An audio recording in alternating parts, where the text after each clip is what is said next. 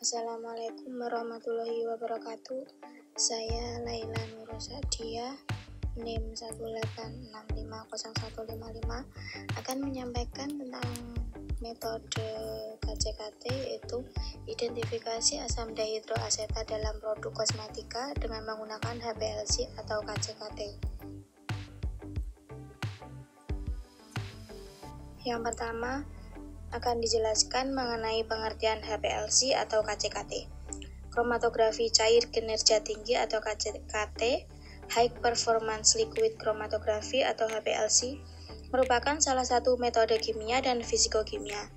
HPLC adalah kromatografi cair kolom modern, di mana teori dasarnya bukanlah baru tetapi hasil pengembangan dari kromatografi cair kolom klasik. Pada HPLC, analit harus larut dalam cairan yang disebut dengan fase gerak. HPLC dapat digunakan untuk menganalisis senyawa organik dan anorganik yang pada umumnya tidak dapat menguap. Gambar tersebut merupakan contoh dari alat HPLC yang dimana terdapat solvent atau mobile base, MP delivery system, injektor, sampel, kolom, detektor, waste collector, dan readout system. Yang selanjutnya ada keunggulan dari metode HPLC.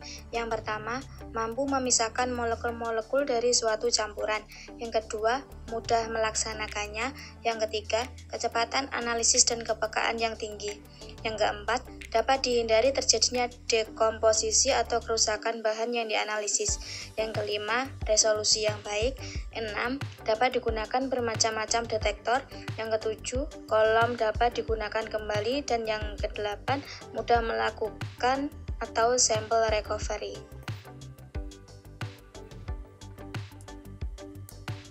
Kemudian akan dijelaskan jurnal mengenai identifikasi asam dehidroasetat dalam produk kosmetika dengan menggunakan HPLC atau High Performance Liquid Chromatography.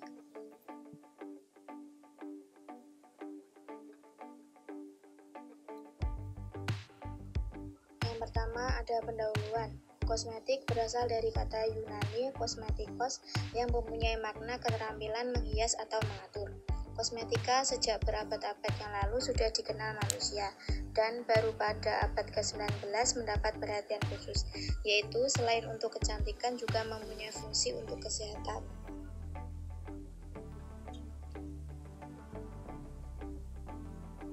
Kemudian, pada peraturan Menkes RI nomor 445 tahun 1998, kosmetika adalah bahan atau campuran bahan untuk digosokkan, dilekatkan, dituangkan, dipercikkan atau disemprotkan pada, dimasukkan dalam, dipergunakan pada badan atau bagian badan manusia dengan maksud untuk membersihkan, memelihara, menambah daya tarik atau mengubah rupa. Melindungi supaya tetap dalam keadaan baik, memperbaiki bau badan, tetapi tidak dimaksudkan untuk mengobati atau menyembuhkan suatu penyakit. Depkes RI, Undang-Undang tentang Kosmetika dan Alat Kesehatan 1976. Hal tersebut juga sesuai dengan pendapat Rostamailis 2005. Tujuan penggunaan kosmetik adalah untuk memelihara dan merawat kecantikan kulit secara teratur. Banyaknya kosmetik yang beredar di pasaran dengan kandungan kimia tertentu di dalamnya membuat pengguna merasa harus lebih berhati-hati dalam memilih kosmetik yang aman. Penambahan bahan kimia dalam kosmetik bertujuan antara lain sebagai pengawet. Dengan adanya pengawet, diharapkan produk kosmetik tersebut bisa digunakan dalam jangka waktu yang lama. Menurut Permenkes RI nomor 445 Menkes per 5/1998, adalah zat yang dapat mencegah kerusakan kosmetika yang disebabkan oleh mikroorganisme. Dengan ini, diharapkan bahan pengawet yang digunakan dalam kosmetik haruslah bahan yang tidak aktif sehingga tidak menyebabkan iritasi pada kulit. Salah satu bahan kimia yang digunakan sebagai pengawet adalah asam dehidroasetat. Asam dehidroasetat merupakan senyawa asam organik yang memiliki beberapa aplikasi industri yang memiliki sifat tidak berbau, berwarna putih, hampir tidak larut dalam air, dan cukup larut dalam kebanyakan pelarut organik. Asam dehidroasetat banyak digunakan dalam kosmetik pembersih wajah sebagai bahan pengawet. Yang selanjutnya ada bahan dan alat. Yang pertama bahan. Bahan-bahan yang digunakan dalam penelitian adalah larutan baku asam dehidroasetat PP dan larutan metanol. Yang kedua ada alat. Alat yang digunakan untuk proses analisis antara lain seperangkat alat KCKT, kolom oktadesilsilana C18 dengan ukuran 4,6 × 250 mm, ukuran partikel 5 mikrometer, penyaringan membran ukuran 0,45 mikrometer, dan detektor UV.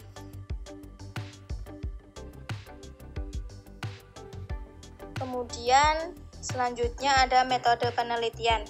Larutan uji dibuat dengan melarutkan 0,5 sampel di dalam gelas kimia sebanyak 0,5 gram dengan 5 ml metanol. Larutan dimasukkan ke dalam labu ukur 10 ml, kemudian disebut dengan larutan A kecil. Selanjutnya, disondikasi selama 10 menit. Larutan disaring dengan kertas saring, diambil sebanyak 1 ml filtrat larutan A kecil dan diancarkan dengan 10 ml metanol. Selanjutnya disaring dengan penyaringan membran berukuran 0,45 mikrometer yang disebut dengan larutan A besar. Larutan baku dibuat dengan melarutkan 10 mg asam dehidroasetat BP dengan 10 ml metanol dalam labu ukur 10 ml yang disebut dengan larutan B1. Diambil 1 ml larutan B1, kemudian diancarkan dengan 10 ml metanol yang disebut dengan larutan B2. Diambil 1 ml larutan B2, diancarkan dengan 10 ml metanol yang dinamakan dengan larutan B3. Selanjutnya diambil 1 ml larutan B3 dan diancarkan dengan 10 ml metanol yang disebut dengan larutan B besar.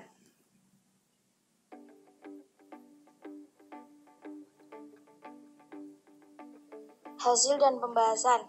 Pada produk kosmetik pembersih wajah memiliki komposisi yang menggunakan bahan-bahan yang mengandung pengawet. Pengawet merupakan zat yang dapat mencegah kerusakan kosmetik yang disebabkan oleh mikroorganisme sehingga bisa digunakan dalam jangka waktu yang lama. Salah satu pengawet yang dianalisis yaitu pengawet asam dehidroasetat.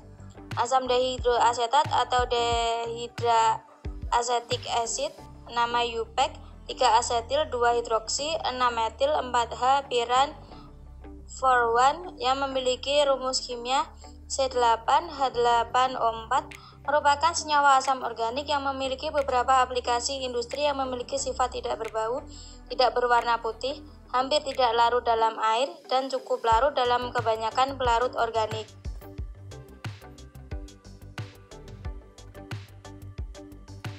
Di dalam pengujian ini, sampel dilakukan preparasi sampel dan dilakukan sonikasi sebelum dilakukan HPLC. Sonikasi bertujuan agar tercampurnya dengan sempurna suatu larutan sehingga memiliki kandungan zat yang homogen, baik kadar zat maupun warna dalam bentuk fisik dan memecah senyawa atau sel untuk pemeriksaan lebih lanjut. HPLC atau High Performance Liquid Chromatography adalah teknik pemisahan, identifikasi, dan kuantifikasi komponen dalam campuran. Hal ini terutama cocok untuk senyawa yang tidak mudah menguap, tidak stabil secara termal, dan memiliki berat molekul yang besar. Prinsip dasar HPLC adalah pemisahan analit berdasarkan kepolarannya. Alatnya terdiri dari kolom, yaitu sebagai fase diam, dan larutan tertentu sebagai fase geraknya. Yang paling membedakan HPLC dengan kromatografi lainnya adalah pada HPLC digunakan tekanan tinggi untuk mendorong fase gerak. Selanjutnya ada waktu retensi, yaitu waktu retensi analit yang tertahan pada fase diam dinyatakan dengan TR atau waktu retensi. Sedangkan waktu retensi analit yang tidak tertahan pada fase diam atau sering disebut waktu retensi pelarut pengelusi dinyatakan sebagai T0 atau TM, yaitu waktu migrasi.